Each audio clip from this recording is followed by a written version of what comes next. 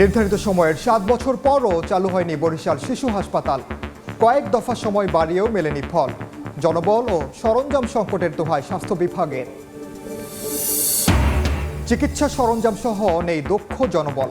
স্বাস্থ্য ঝুঁকিতে রোগীরা। পিরোজপুরে অনুমোদনহীন ক্লিনিক ও ডায়াগনস্টিক সেন্টারে সয়লাভ। দায়সারা অভিযান প্রশাসনের। লাগাতার খরায় পড়ছে সবজির মাঠ।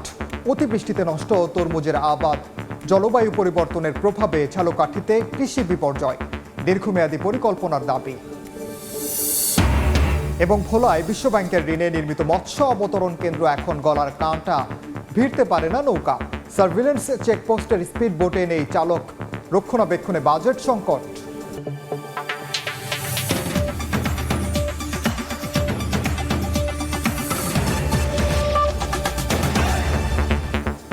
আমন্ত্রণ সময় সংবাদের নিয়মিত আয়োজন। বিভাগীয় সময়ে থাকছে সপ্তাহের 7 দিন ভিন্ন ভিন্ন বিভাগের সংবাদ দিয়ে।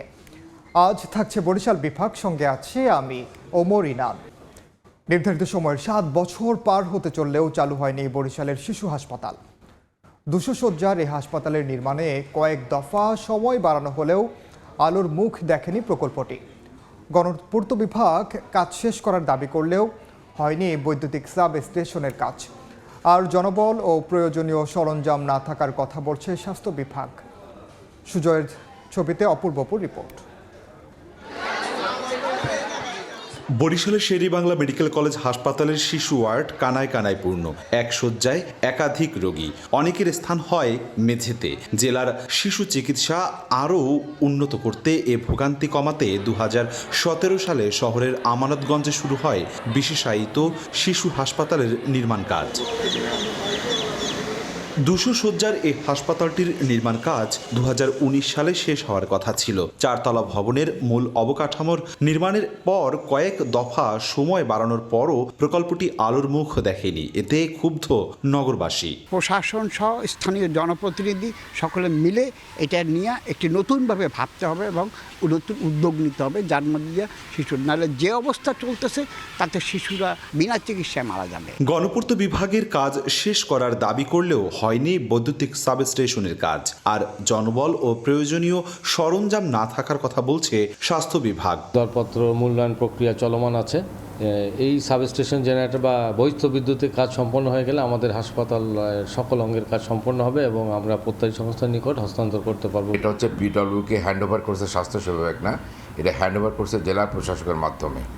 এখন মন্ত্রণালয় যেভাবে ডিসিশন দিবে, সেভাবে এটা কাজ হবে। তবে হাসপাতালটি দ্রুত চালুর নির্দেশনা দিয়েছে বিভাগীয় প্রশাসন। বিদ্যুতের সংযোগ আমরা দিয়েছি, পানির কোনো সংযোগ ছিল না। আমরা সেই এখানে পাম্প বসিয়েছি, পানিও চালু করেছি, সব সিস্টেমে চালু করেছি এবং এটা রেডি ফর সার্ভিস। বরিশালের শিশু হাসপাতাল নির্মাণে ব্যয় হয় 19.5 কোটি টাকা। অপূর্ব অপু, সময় সংবাদ, বরিশাল। এ বিষয়ে বিস্তারিত জানাতে বরিশালে আছেন সহকর্মী অপূর্ব অপু। তার সঙ্গে আলোচনায় অংশ নেবেন বরিশাল স্বাস্থ্য অধিদপ্তরের কার্যালয়ের উপপরিচালক ডাক্তার মোহাম্মদ লোকমান হাকিম। সরাসরি যাচ্ছে সেখানে। অপু,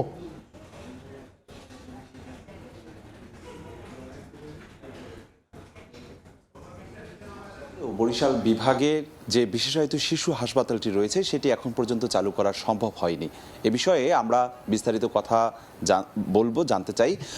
স্বাস্থ্য অধিদপ্তরের বরিশাল বিভাগের যিনি দায়িত্বে রয়েছেন, ভারপ্রাপ্ত পরিচালকের দায়িত্বে রয়েছেন ডাক্তার মোহাম্মদ লোকমান হাকিম। আপনার কাছে জানতে চাচ্ছি যে বরিশাল শের-ই-বাংলা মেডিকেল কলেজ হাসপাতালে এই মুহূর্তে যেখানে শিশুরা মেঝেতে শুয়ে চিকিৎসা নিচ্ছে, এক একটি বেডে একাধিক শিশু থাকতে হচ্ছে, সেখানে এই বিশেষায়িত হাসপাতালটি 7 বছরেও কেন চালু করতে পারছেন না আপনারা? সীমাবদ্ধতাটা কোথায়? ধন্যবাদ আপনাকে। আপনি যথার্থই বলেছেন যে এই হাসপাতালটি 17 সালে নির্মাণ শুরু হয়। কথা ছিল 19 সালের ভিতরে কাজ কমপ্লিট হবে, কিন্তু দুঃখজনক হলেও সত্য যে এখন পর্যন্ত পুরোপুরি কাজ শেষ হয়নি। আমি একটু বিস্তারিত বলি। হাসপাতাল ভবনের কাজ সমাপ্ত হয়েছে, কিন্তু সাবস্টেশন এখনও হয়নি। ফার্নিচার এখনও পাওয়া যায় নাই। আমাদের প্রত্যেকটা প্রতিষ্ঠানের অর্গানোগ্রাম অর্থাৎ জনবল কাঠামো থাকে, সেই জনবল কাঠামো পাস হয়নি।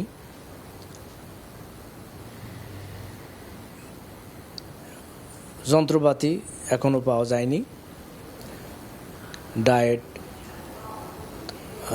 বেড, এ সমস্ত জিনিসের এখন পর্যন্ত সংস্থা হয়নি। কেন পাওয়া যায়নি কেন? 7টি বছর হয়ে গেল, নির্ধারিত সময় তো পার হয়ে গেল, তাহলে কি মানে তদারকি করছে কারা? এটা আগে তো ভবনটা হস্তান্তর হতে হবে, ভবনটাই তো হস্তান্তর এখনো হয়নি।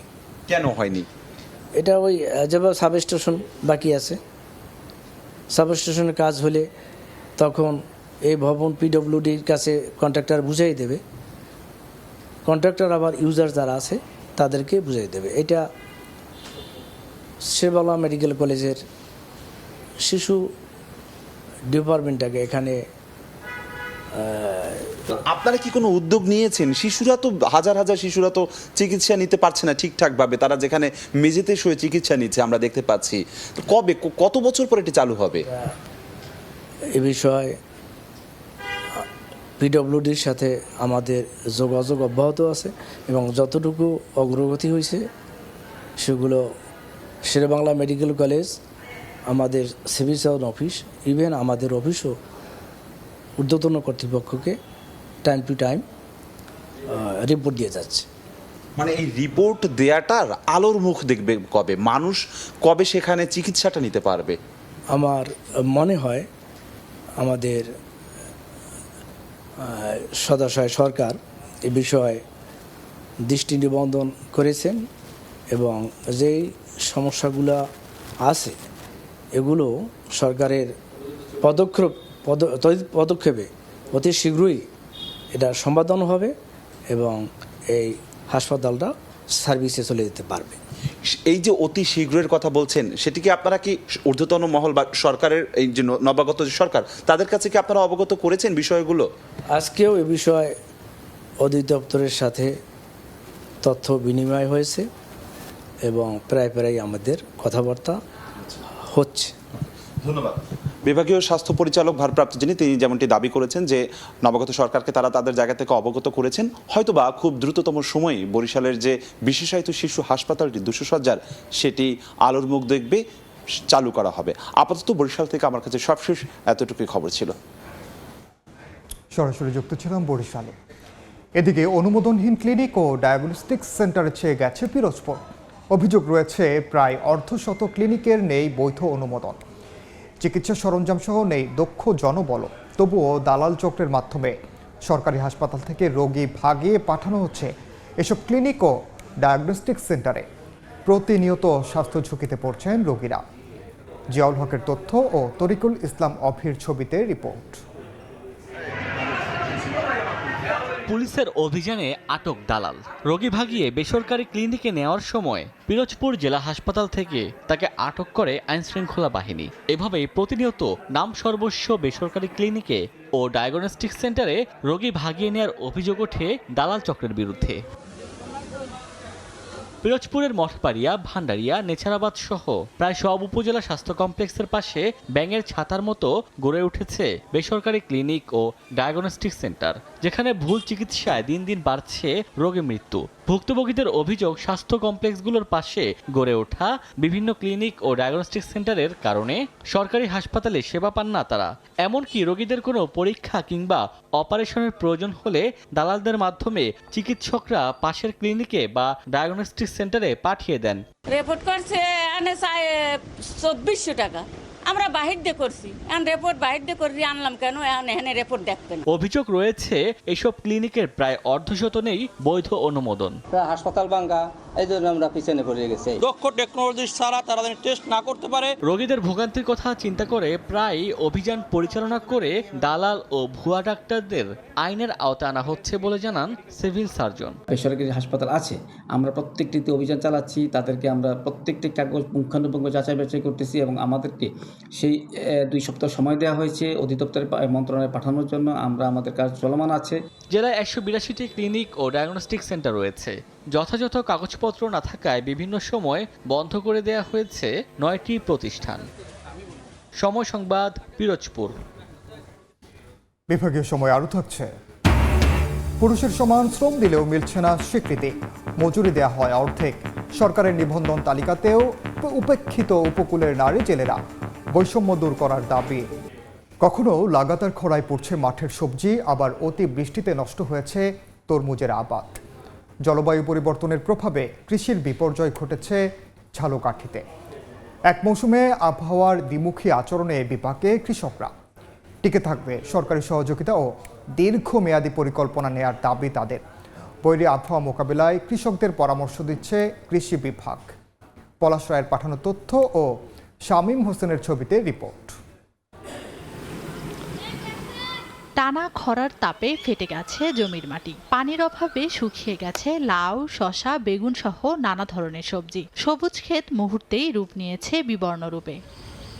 জলবায়ু পরিবর্তনের বিরূপ প্রভাবে এখন দিশেহারা ঝালকাঠির কৃষকরা। খরা কাটিয়ে ওঠার আগেই আবার দেখা দিয়েছে নতুন বিপদ। হঠাৎ অতিবৃষ্টিতে তলিয়ে গেছে কৃষিক্ষেত, জমে থাকা পানিতে নষ্ট হচ্ছে শাক সবজি সহ তরমুজের আবাদ। আবহাওয়া অনেক পরিবর্তনশীল, যার জন্য আমরা হোক সবজি হোক প্রত্যেক ফসলের ক্ষতি। যখন বৃষ্টি আসে তখন সব কিছু আবার বৃষ্টিতে নষ্ট হয়ে যায়। মালচিং, কান্তি পদ্ধতিতে চাষ এবং মাঠে সেচ ও নালা তৈরি করে প্রতিকূল আবহাওয়া থেকে মোকাবেলার পরামর্শ কৃষি বিভাগের। বিরূপ পরিস্থিতি থেকে আমরা কৃষকদের বাইরে যে পরামর্শ দিয়ে থাকি যে আধুনিক উপায় চাষাবাদের জন্য জলবায়ু পরিবর্তনের যে বিরূপ প্রভাব, সেই প্রভাব থেকে আমরা ফসলকে রক্ষা করতে পারি। কৃষি বিভাগের দেওয়া তথ্য মতে জেলায় 1 লাখ মানুষ সরাসরি কৃষিকাজের মাধ্যমে জীবিকা নির্বাহ করে থাকেন। সময় সংবাদ, ঝালকাঠি। গ্রামের বাড়ি জামালপুরে পৌঁছেছে যুক্তরাষ্ট্র হত্যার শিকার বাংলাদেশি পিএইচডি শিক্ষার্থী জামিল আহমেদ লিমনের মরদেহ। সেখানে আছেন সহকর্মী আব্দুল আওয়াল। সবশেষ খবর জানবো তার কাছে। আমেরিকার ফ্লোরিডায় নিহত বাংলাদেশি শিক্ষার্থী জামিল হোসেন লিমনের মরদেহ কিন্তু ইতিমধ্যেই তার যে গ্রামের বাড়ি জামালপুরের মাদারগঞ্জের লালপুরে এসে পৌঁছেছে এবং লালডোবায় কিন্তু তার ইতিমধ্যেই তার স্বজনরা কিন্তু এখানে স্বজনদের যে আত্মনাদ বা আহাজারিতে পরিবেশ ভারী হয়ে উঠেছে এবং তার মরদেহ গ্রামের বাড়িতে আসার পরপরই কিন্তু এখানে স্থানীয় যারা আছেন গ্রামবাসী এক নজর আসলে তার মরদেহ বা কফিনকে দেখার জন্য কিন্তু আসলে এখানে ভিড় করছেন। একটি লাশবাহী অ্যাম্বুলেন্সে করে স্বজনরা কিন্তু আসলে তার মরদেহটি নিয়ে এসেছে এবং আজকে সকাল 8:40 নাগাদ কিন্তু শাহজালাল আন্তর্জাতিক বিমানবন্দরে যুক্তরাষ্ট্রের ফ্লোরিডা থেকে যেই বিমানবন্দর থেকে কিন্তু আসলে এমিরেটসের একটি বিমানে করে তার মরদেহ দেশে এসে পৌঁছে এবং রাজধানীতে কিন্তু এখানে আনুষ্ঠানিক যে প্রক্রিয়া ছিল বিমানবন্দরে, সেই আনুষ্ঠানিক প্রক্রিয়া শেষে কিন্তু জামালপুরে তার মরদেহটি আনা হয়েছে এবং ইতিমধ্যেই যে জামিল হোসেন লিমন তার সঙ্গে কিন্তু নিখোঁজ যেই তার বন্ধু বৃষ্টি, তারও কিন্তু মরদেহ আসলে যুক্তরাষ্ট্র পুলিশ উদ্ধার করেছে এবং দুইটি হত্যাকাণ্ডের ঘটনাতেই এই যে অভিযুক্ত ফিলিস্তিনি বংশোদ্ভূত যে যুক্তরাষ্ট্রের নাগরিক হিসাম আবু ঘোড়ে তাকে কিন্তু গ্রেপ্তার করা হয়েছে এবং তার বিরুদ্ধে হত্যা মামলা দায়ের সহ তিনি কিন্তু হত্যার দায় স্বীকার করেছেন এবং যুক্তরাষ্ট্র পুলিশের পক্ষ থেকে বলা হচ্ছে ধারালো অস্ত্র দিয়ে কিন্তু আসলে খুবই নৃশংসভাবে এই মেধাবী শিক্ষার্থী জামিল হোসেন লিমন পিএইচডিতে অধ্যয়নরত ছিলেন যিনি, তাকে কিন্তু নির্মমভাবে আসলে হত্যা করা হয়েছে। তবে হত্যাকাণ্ডের সঠিক কারণ কিন্তু আসলে যুক্তরাষ্ট্র পুলিশের পক্ষ থেকে এখন পর্যন্ত বলা সম্ভব হয়নি এবং এই যে জামিল হোসেন লিমন তারা কিন্তু দু ভাই ছিলেন, তার মধ্যে জামিল হোসেন লিমন পরিবারের বড় সন্তান এবং ইতিমধ্যেই তিনি তার কিন্তু পিএইচডি শেষ করে দেশে এসে দেশের তার যে মেধার বিকাশ সেটি ঘটিয়ে দেশের মানুষের কল্যাণে কাজ করার কথা ছিল এবং এই যে বড় সন্তানকে হারানো, এই সন্তানকে হারানোর মধ্য দিয়ে পরিবারে একরকমের যে শোকের ছায়া ছেয়েছে। এই লালডোবা উচ্চ বিদ্যালয় মাঠে কিন্তু আসলে মাগরিবের নামাজ পড়ে তার নামাজের জানাজা হবে এবং তারপর পরে এই যে বাড়ির আঙিনায় যে পারিবারিক গোরস্থান সেখানে কিন্তু জামিল হোসেন লিমনকে দাফন করা হবে। তো জামালপুর থেকে এই ছিল জামিল হোসেন লিমনের যে মরদেহ পৌঁছানো নিয়ে সর্বশেষ। সরাসরি যুক্ত ছিলাম জামালপুরে। বিভাগীয় সময় আরও থাকছে। মুগডালের বাম্পার ফলন পটুয়াখালীতে স্থানীয় চাহিদা মেটানোর পাশাপাশি যাচ্ছে বিদেশেও। লাভজনক চাষে খুশি কৃষক, উৎপাদন লক্ষ্যমাত্রা ছাড়িয়ে যাওয়ার আশা। ভোলায় বিশ্বব্যাংকের ঋণের টাকায় নির্মিত মৎস্য অবতরণ কেন্দ্র ও সার্ভিলেন্স চেকপোস্ট এখন স্থানীয় মৎস্য বিভাগের জন্য গলার কাঁটা হয়ে দাঁড়িয়েছে। মৎস্য অধিদপ্তরের sustainable coastal and marine fisheries প্রকল্পের আওতায় ভোলা সদরের ভবানীপুর গ্রামে মেঘনা নদীর তীরে প্রায় 5.5 কোটি টাকা ব্যয়ে নির্মাণ করা হয় মৎস্য অবতরণ কেন্দ্র। তবে ভবনের সামনে বিশাল চর জেগে ওঠায় বড় কোনো নৌযান সেখানে ভিড়তে পারছে না। এতে মাছ খালাস বা বেচাকেনা কোনোটাই সম্ভব হচ্ছে না। শুরুতেই অনিশ্চয়তায় পড়েছে কেন্দ্রটির কার্যকারিতা। স্থানীয়দের অভিযোগ, চুক্তি অনুযায়ী জেনারেটর, মিনি হিমাগার, ডিজিটাল স্কেল ও বরফ সংরক্ষণ ব্যবস্থা সহ গুরুত্বপূর্ণ যন্ত্রপাতি সরবরাহ করা হয়নি। অনিয়মের অভিযোগ অস্বীকার করে ঠিকাদারি প্রতিষ্ঠান বলছে, প্রকল্প সংশ্লিষ্টদের কারণেই জটিলতা তৈরি হয়েছে। উল্টো নির্ধারিত বাজেটের বাইরে অতিরিক্ত খরচের দাবিও তাদের। পুরুষের সমান শ্রম দিয়েও স্বীকৃতি পাচ্ছেন না উপকূলের নারী জেলেরা। সরকারি তালিকায় তাদের নাম নেই, কেবল নারী হওয়ার কারণে এই জেলে নিবন্ধন থেকেও বঞ্চিত তারা। শিকদার জাবির হোসেনের প্রতিবেদন, ক্যামেরায় ছিলেন তৌকিব পেদা। স্বামী পরিত্যক্তা নারী জেলে শাবানা বেগম। 15 বছর আগে 2 বছরের সন্তান রেখে চলে যান স্বামী। অভাবের তাড়নায় মহাজনের কাছ থেকে দাদন নিয়ে ছোট্ট একটি নৌকা নিয়ে নেমে পড়েন নদীতে মাছ শিকারে। পটুয়াখালীর আগুনমুখা ও বঙ্গোপসাগর মোহনায় 1.5 দশক ধরে অন্যের নৌকায় মাছ ধরে সংসার চালাচ্ছেন তিনি। কিন্তু এত বছরের শ্রমেও মেলেনি কোনো স্বীকৃতি, জোটেনি জেলে নিবন্ধন কার্ড, সরকারি কোনো সুবিধাও পান না। বেড়ারা আছে হ্যাগোরে দেয়, কাঠ নিয়ে হ্যাগো কাঠ দেয়, হ্যাগো জাল গেলে সব কিছু পায়, আর আমারও কাঠও দেয় না, মহিলা মানুষ দিকে কাঠও দেয় না, আর আমি কিছু পাইতে আসি না। পটুয়াখালী, বরগুনা, ভোলা, বরিশাল সহ পুরো উপকূল জুড়েই রয়েছে এমন হাজারো নারী জেলে। দেখতে বেদে সম্প্রদায়ের মতো মনে হলেও তারা আসলে পেশাদার মৎস্যজীবী। জাল বাই, এই ধরুন পাকশাক করি, সব কাছে করি। বেড়াগুলো আমরা একসাথেই জাল বাই, আমাকে জালিয়া খাটা হয় না কেন? উপকূলের এসব নারী জেলেরা প্রতিনিয়ত রোদে পুড়ে বৃষ্টিতে ভিজে নদীতে গিয়ে মাছ শিকার করলেও আজও মেলেনি তাদের সরকারি স্বীকৃতি। পুরুষ সহকর্মীরা জেলে নিবন্ধন তালিকাভুক্ত হলেও কেবলমাত্র নারী হওয়ার অপরাধে তারা থেকে যাচ্ছেন সরকারি তালিকার বাইরে। মৎস্য অধিদপ্তরের তথ্য অনুযায়ী দেশে বর্তমানে নিবন্ধিত জেলের সংখ্যা প্রায় 18,03,418 জন। কিন্তু নারীদের জন্য নেই আলাদা কোনো পরিসংখ্যান। 1998 সালের জাতীয় মৎস্য নীতিমালায় জেলেদের জীবনমান উন্নয়নের কথা থাকলেও নারী জেলেদের জন্য আলাদা কোনো নীতিমালা হয়নি। 2019 সালের নতুন নিবন্ধন নির্দেশিকাও মূলত পুরুষদের ঘিরেই তৈরি, তাই বাস্তবতার বাইরে রয়ে গেছেন নারী জেলেরা। শিকদার জাবির হোসেন, সময় সংবাদ, পটুয়াখালী। এবার মুগ ডালের বাম্পার ফলন হয়েছে পটুয়াখালীতে। স্থানীয় চাহিদা মেটানোর পাশাপাশি হচ্ছে রফতানিও। অনুকূল আবহাওয়ার এবার একর প্রতি ফলন মিলেছে 2800 কেজি পর্যন্ত। গেল বছর প্রতি মন মুগ ডাল 3000 থেকে 400 টাকা দরে বিক্রি হলেও এবার ঠেকেছে 4000 টাকায়। লাভজনক ফসল চাষে কৃষকদের সব ধরনের সহযোগিতা করা হচ্ছে বলে জানান কৃষি কর্মকর্তা। ভোলা জেলা ছাত্রদলের নতুন কমিটি ঘোষণা করায় আনন্দ মিছিল করেছেন নবনির্বাচিতরা। সকালে মহাজনপট্টিতে জেলা বিএনপি কার্যালয় থেকে বর্ণাঢ্য শোভাযাত্রা বের করে ছাত্রদল। মিছিলটি সদর রোড, বাংলা স্কুল মোড় ও নতুন বাজার সহ গুরুত্বপূর্ণ সড়ক ঘুরে একই স্থানে গিয়ে শেষ হয়। বাদ্যযন্ত্র বাজিয়ে আনন্দ উচ্ছ্বাস করেন নেতাকর্মীরা।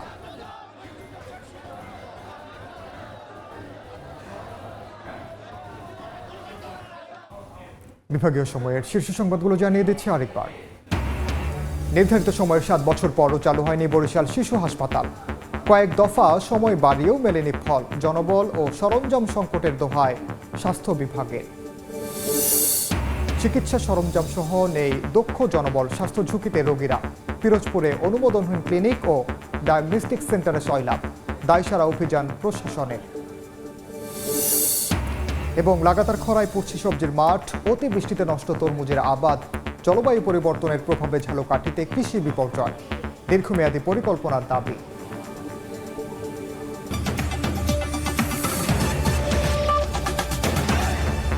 এই ছিল বিভাগীয় সময়ে। আগামীকাল থাকবো রংপুর বিভাগের আয়োজন নিয়ে। এরপর আন্তর্জাতিক সময় নিয়ে আসছে কিছুক্ষণ পরেই। সঙ্গে থাকুন সময়ের।